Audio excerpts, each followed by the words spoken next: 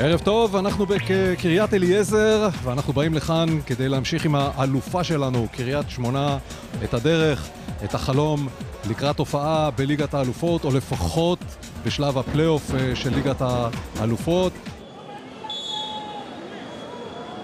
מטוביץ' משאיר את הכדור לסולרי שבועט למסגרת, אבל ישר לגופו של השוער.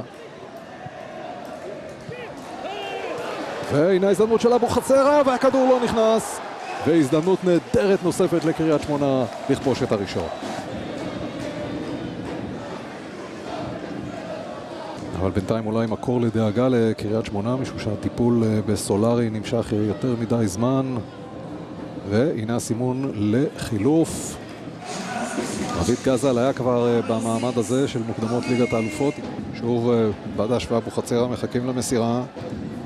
גבאי מקבל את זה בין שניים. האם יש כאן הכשלה? כן, כדור עונשין לקריית שמונה על הדקה 40 בדיוק, ומי שאחראי לכך הוא אלעד גבאי, השחקן הנפלא הזה. והכדור הולך פנימה, 1-0 קריית שמונה, פנדל טוב של ברק בדש, וקריית שמונה משיגה את השער שכל כך הגיע לה. חסר מה.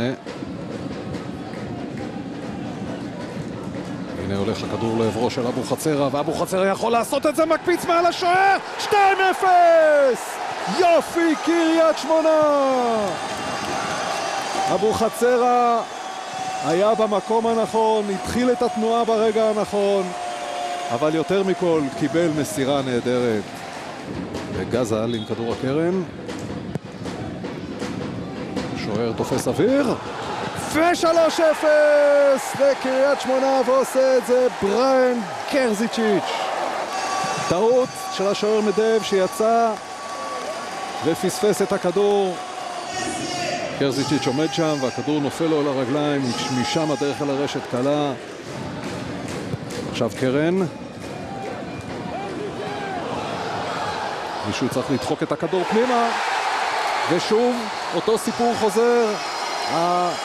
ההגנה של הקבוצה האורחת לא מוצאת את עצמה, לא מוצאת את הכדור, ומי שכותף את הפירות מהעץ הוא בריאן קרזיצ'יץ' עם צמד.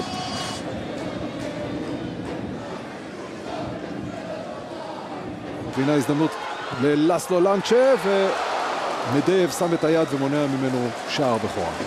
והנה גם השריקה של השופט קלי, שנותנת את האות לשמחה ענקית ביציעים של אוהדי קריית שמונה, גם על הספסל, גם על המגרש. אפשר ללכת הביתה, אפשר לתכנן בשקט הנסיעה בשבוע הבא, ובעיקר את הנסיעה להגרלת פלייאוף מוקדמות ליגת האלופות.